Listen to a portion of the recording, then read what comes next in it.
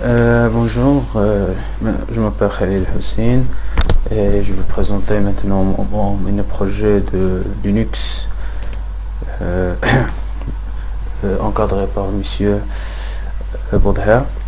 Ce projet est binôme, moi et mon camarade Mehdi El Hassan. Premièrement, c'est ça Virtual Machine. Alors, c'est ça Virtual Machine de Linux. Si je connectais en route. Et maintenant, et ça c'est mon terminal local. Alors ça c'est mon Virtual Machine et ça c'est mon terminal local. Mon adresse IP, si mon adresse IP sur ma machine locale, c'est ça ou c'est ça ou non c'est pas ça.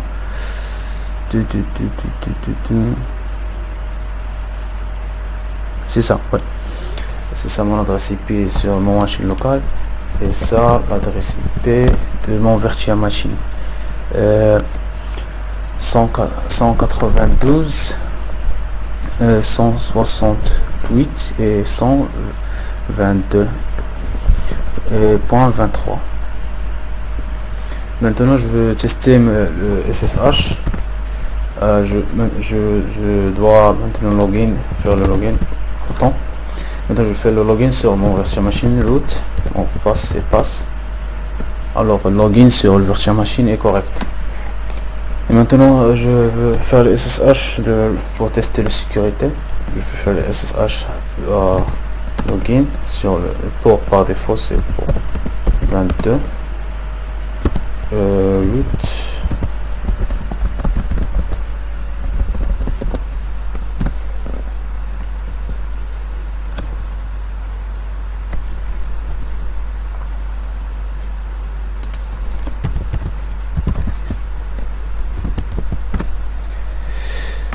Alors, comme vous remarquez, j'étais bloqué par l'UFW, par le firewall. Parce que le port 22 n'est pas le port de SSH sur le Virtual Machine. Alors, pour éviter ça, je vais faire par exemple 2.2. Je vais changer première minute par vérifier. Mot de passe c'est 1, c'est ER, 1, 2, 3, et voilà, maintenant j'ai connecté sur SSH de Virtual Machine et sans aucun problème. Tu veux remarquer ça par user server Ubuntu et mon username local c'est Khalil H Linux. Et maintenant je vais vérifier la connexion de root. Alors je fais root et je fais un mot de passe. Alors permission denied. Alors je ne peux pas connecter au root parce que j'ai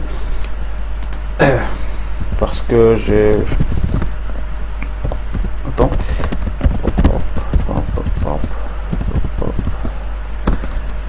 parce que j'ai fait root permet root non. Alors j'ai éliminé la possibilité de connecter à root ni pas utilisant password ni utilisant public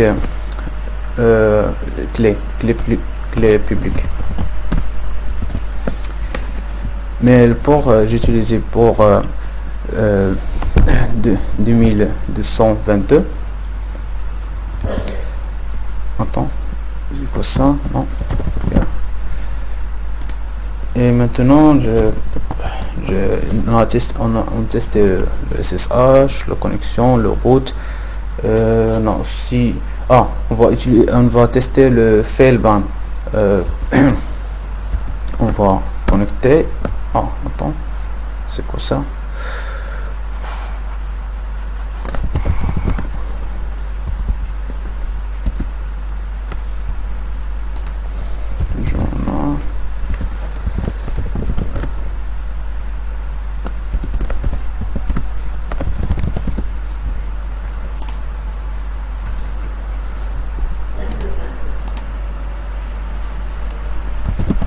sudo fin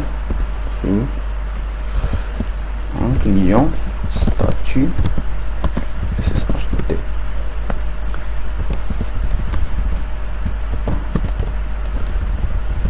A, Z, E, R, T, 1, 2, 3, avance. Ah, alors j'étais banni, alors parce que j'ai essayé de login plusieurs fois utilisant root, j'étais banni par failban. Alors je dois maintenant éliminer le ban sur mon IP. Ban. Maintenant je peux login. Je peux faire le login sans problème. Ah voilà. 1, Z, E, R, T, 1, 2, 3. Pop, pop. Ah voilà. Alors si j'ai essayé de faire le login plusieurs fois et je fais des fautes sur le password plusieurs fois, 3 fois totalement, j'étais banné par failban. Moi j'ai fait seulement 66 films, faire c'est faire local. Comme vous trouvez bien, comme vous remarquez, c'est ça le fichier de configuration de failban.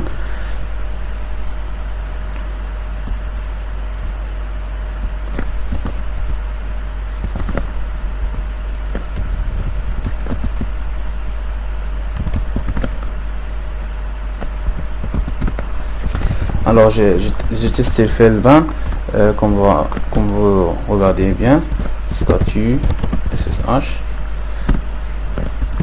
SSHD. Vous trouvez tous les listes, les filtres et tous les IP qui étaient bannés, et aussi le log comme carte, non, laisse var log hot log. Pardon. Alors c'est ça c'est ça le logs de failban. Maintenant on va voir le statut de UFW, le firewall. Sudo UFW statut verbose.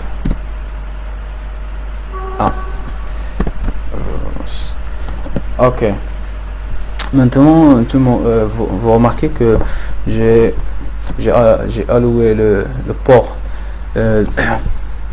2222 pour la connexion de SSH TCP, et les autres j'étais bloqué, comme vous trouvez ça sur le default deny incoming et allow outgoing. Alors bloquer tous les requêtes vers le virtual machine, allouer toutes les requêtes qui est vers l'internet et tout ça.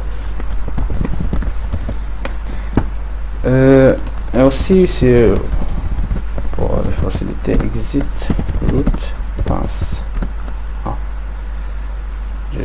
root pass. Ok, cron tab sur cron tab, vous remarquez bien que j'ai 4 scripts qui est exécuté chaque jour ou chaque heure, ça dépend. Alors vous remarquez bien qu'il y a un script de auto update. C'est ce script là, j'ai créé pour updater les packages et tout ça chaque jour entre 3 matin. Ce fichier là, vous trouvez ce fichier sur le rapport. Il y a aussi le fichier de logwatch. Ce script de logwatch, c'est pour envoyer des emails chaque jour. Je fais un exemple. Et aussi pour envoyer des emails à route seulement le root. Aucun user peut trouver ce email. Seulement le root peut écrire ou lire ce email. Ce email contient tous les logs, tous les logs de ce jour-là ou ce mois. Il y a aussi le script de backup.sh, ce script pour sauvegarder chaque. Maintenant je fais à chaque minute, mais normalement je peux faire ça pour faire chaque jour. Mais je fais ça pour chaque minute pour debug, pour le test. Ce script là a fait le sauvegarde vers mon machine locale. Alors il fait le backup sur le SSH. Vous trouvez ça ici sur VM, ici volume, mini projet, non, backup, non, ah oui, c'est ça, backup. Ça c'est des fichiers de virtual machine. Alors je vais supprimer ce fichier pour voir que ce fichier, alors il n'y a rien de fichier, il n'y a aucun fichier ici. Maintenant on va attendre pour s'exécuter ce script là.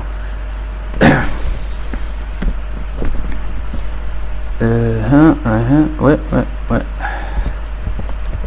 Ok. Attends. Alors, alors maintenant on n'a aucun lien. Alors on attend un peu de temps.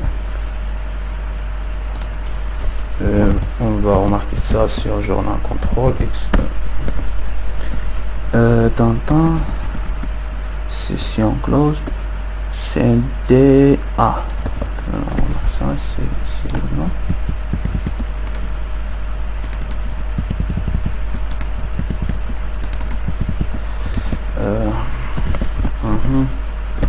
Vim. Chrome. Root script backup. Okay. Root script backup. C'est ça le script.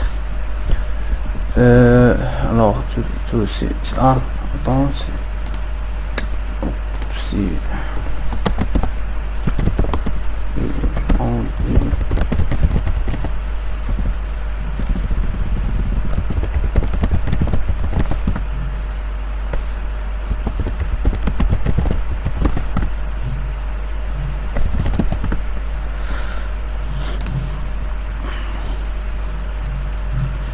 c'est ça le script qui fait le backup. Il fait le backup de ce fichier là.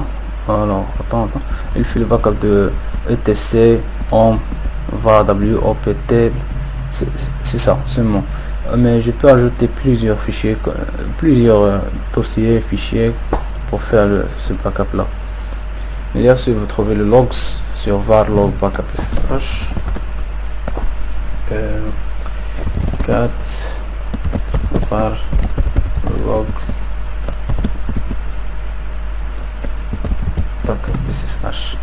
Alors ça c'est mon logs. Alors comme vous remarquez ça, SSH backup start server et SSH connect host connection refused. Alors il y a un problème sur la connexion entre mon serveur et mon local host. Je sais pas pourquoi.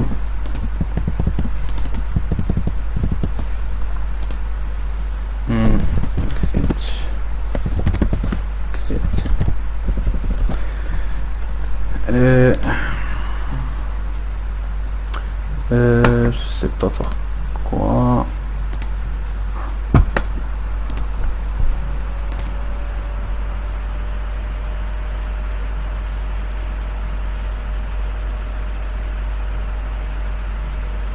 Le could not create remote directory home where backup only check such connection and permission backup finished with virus.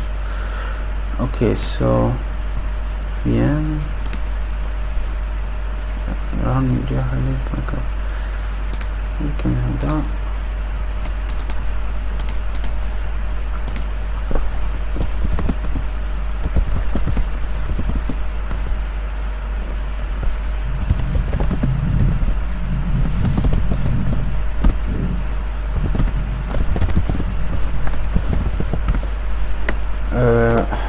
faire le test de SSH ici, SSH. Ah ouais, pardon, j'ai oublié de activer le SSH sur mon localhost. Alors je peux faire pour faire ça. Sudo system control start SSHD. Maintenant on va travailler bien. Alors il ne doit avoir aucun problème maintenant. Pour tester ça, je vais faire une SSH. Alors, on doit faire ça.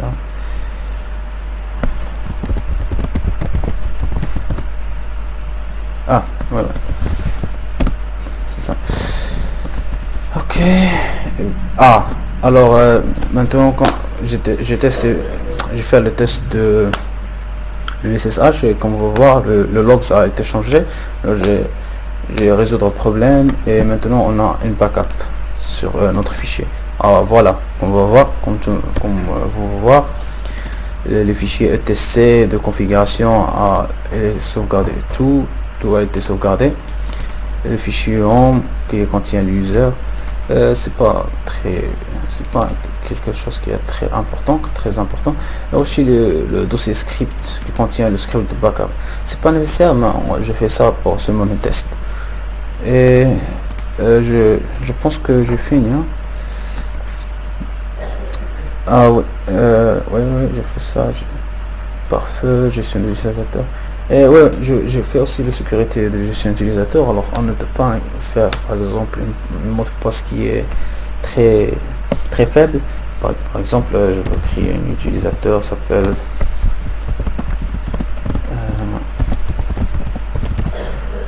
cet utilisateur s'appelle test par exemple. Et maintenant voilà, je me donne un mot de passe test. Vous remarquez bien, maintenant je vais faire une mot de passe faible, par exemple 1 2 3 4 5 1 2 3 4 5 6 7 8 9. Regardez, il va donner un message de password contains less than one uppercase. Alors le mot de passe doit contenir une lettre majuscule, une lettre minuscule et un nombre et un caractère spécial, par exemple arrobas ou dièse ou quelque chose comme ça. Alors si je fais L M 1 2 3 4 5 ok, par exemple je fais A Z E 1 2 3 4 5 6. Il dit que le password less than one non-alphabetic character. Alors il doit ajouter des caractères spéciaux comme arrobas. Alors comme ça A Z E R 1 2 3 4 arrobas A Z E 1 2 3